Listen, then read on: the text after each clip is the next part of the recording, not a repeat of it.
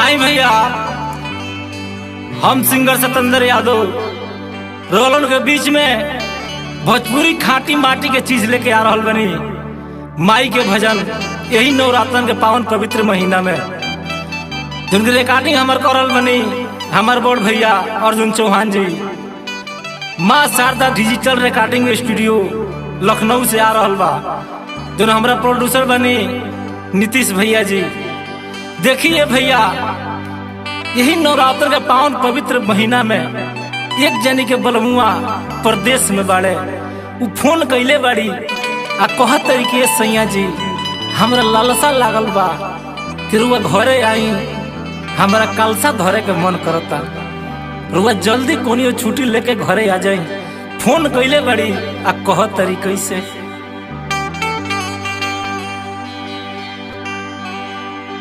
चलिया वो घरे सैया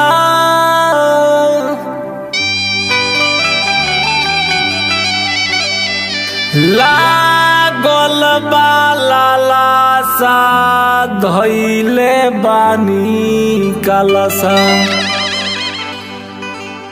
नमी में होई पूरा जलसा धैले बानी कलसा नमी में होई पूरा जलसा धैले बानी कलसा नमी में होई पूरा जलसा धैले बानी कलसा हो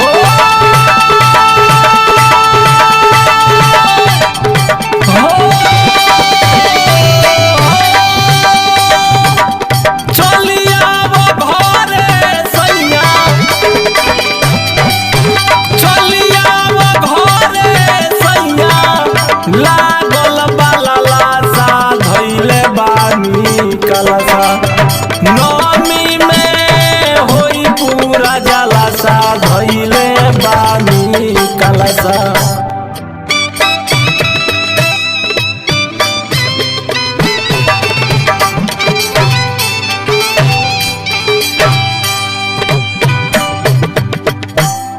मनवा में हमारा बा, मनवा में हमारा बा रही देशो वरिया, मनवा में हमारा मनवा में हमारा मनवा में हमारा बा रही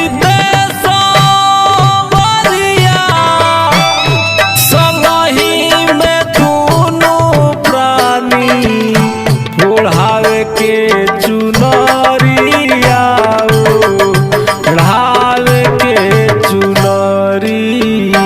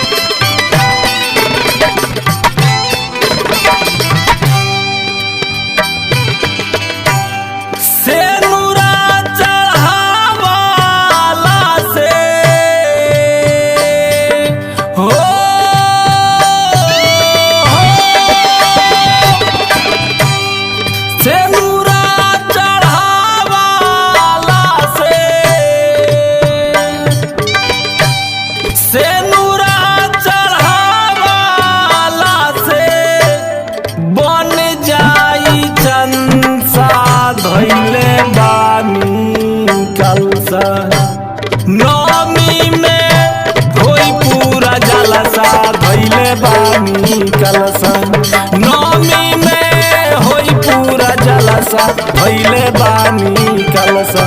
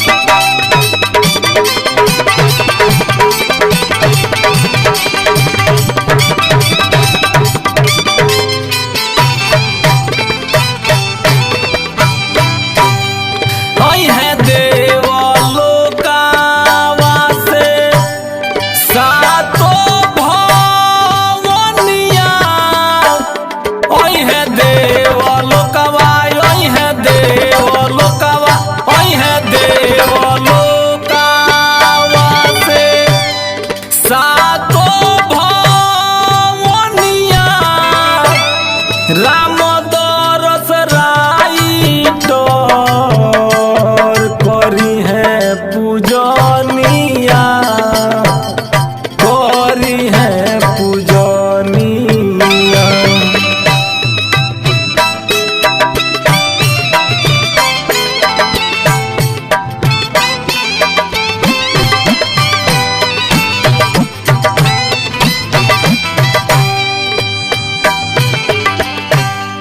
कोहेले सतेंदर जोड़ा हो,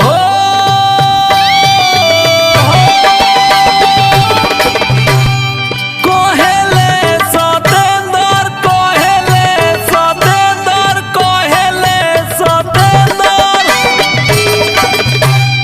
कोहेले सतेंदर जोड़ा बन रही हंसा धैले बानी कलसा।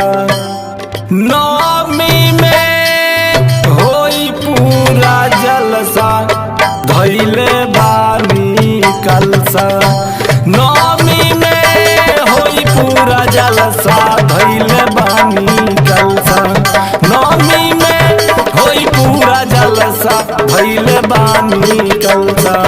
चलिया घरे सैया लागल बाला लासा धैले बानी कलसा।